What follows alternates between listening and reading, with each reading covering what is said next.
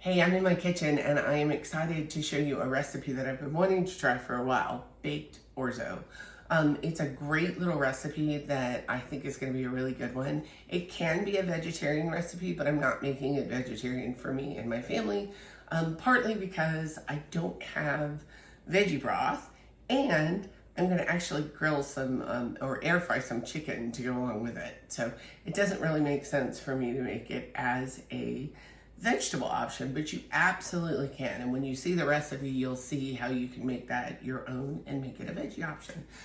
So I'm going to be using my Deluxe oven and air fryer. And the reason why I'm going to do that is because I'm going to be able to put in two different things at two different times, and they're going to sync to come and be finished at the same time, which I love. That is my favorite feature. So I'm using the square baking pan and the square baking dish. These are two things that I have used quite a bit in my kitchen recently. And like I said, I like being able to put things in at different times and different temperatures and having them all come out at the same time and be finished. So this is a great protein recipe too. It's got a lot of really good things in it, like these chickpeas. And the reason why I'm putting half of the chickpeas away is because I'm making half of this recipe. So this calls for a full can of chickpeas, a full can of tomatoes, 2 cups of rice, and 2 cups of broth. But it also makes 6 servings. And for my 2-person family, that's a lot of food. So I'm just gonna break this recipe in half, and I've already got plans for my chickpeas. I'm gonna actually air fry those at a later time with a little bit of chili lime rub, and those are gonna be a great little snack for us to have. So I've got some tomatoes. The recipe calls for fire roasted tomatoes, but if you've ever seen any of my videos, I go with what I have because I keep a lot of stuff on hand. And so I just have regular canned tomatoes. I'm gonna pour a little bit more of that juice.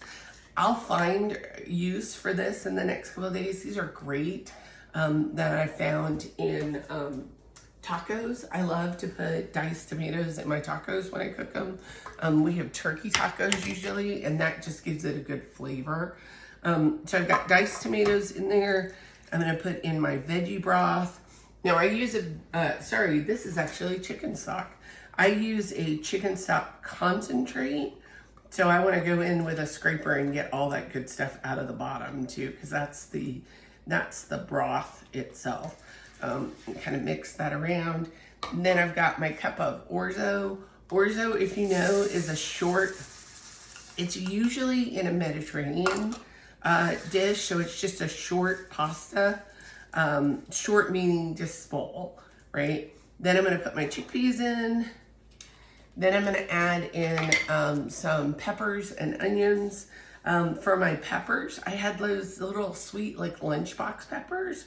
So I just took like 4 or 5 of those out and cut those up. I put them in a little bit of garlic canola oil. So that's gonna give it a little extra boost of flavor too, which I like. And just kind of did those on the stove. I'm just gonna give this a good mix. I mean, this is really the recipe, y'all. This is super simple. This is gonna bake in the Deluxe air fryer and oven. So let me show you that real quick. So I'm gonna turn my guy on, and I'm gonna hit my sync finish button, and then I'm going to set the bottom to air fry for 20 minutes, and that's for my chicken. And then I'm gonna set the top to bake for 400. Oops, I'm going the wrong way. For 15 minutes. Actually, I'm gonna do 17 minutes. And I know that that's not a big time spread, and I could actually cook my chicken at 350 or 375, but I like that 400 number. But what's nice is that once I put the food in, they're going to finish at the same time. So I'm not gonna have to watch the clock and worry about when or how the food is finishing. It is literally gonna finish at the same time with 2 different recipes. So I love that option. I'm just tearing a bunch of spinach and adding that into my orzo. I'll give this a good stir too. But this is a great recipe. It's got peppers, which are really good for you. Peppers actually have more vitamin C than an orange, which I didn't realize, but they do. And I love peppers. We eat a lot of peppers in my house. And then the last little thing that I'm going to add is Greek seasoning. You need about a tablespoon with this, and the caps of our seasoning bottles are a tablespoon. How helpful is that? So I'm just going to give this all a really good stir. Yum. I can put a little bit of salt and pepper, but I really think the Greek seasoning gives it a lot of flavor, so I don't really need to add any salt or pepper into this.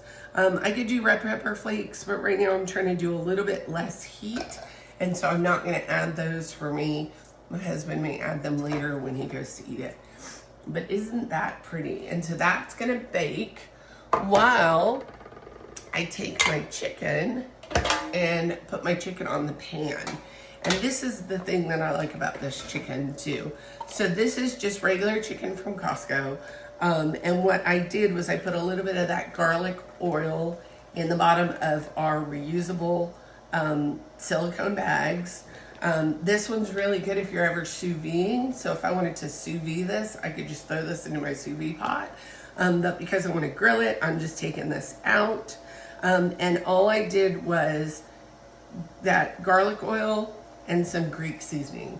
So I'm just going to lay this on top of my pan. That piece didn't come apart real well. But see how good? Oh, yum. The marinade salt smells really, really good, y'all. So super simple, super easy, done. So I'll add this to the top. I'll add this to the bottom, and I'll add the baked orzo to the top, and in about 20 minutes, we'll have dinner. So if you want the recipe for either the Greek chicken, like I said, it's just the canola, the garlic infused canola oil, and our Greek seasoning, or if you want the baked orzo recipe, just reach out to me in the comments and I will get it to you. Bye for now.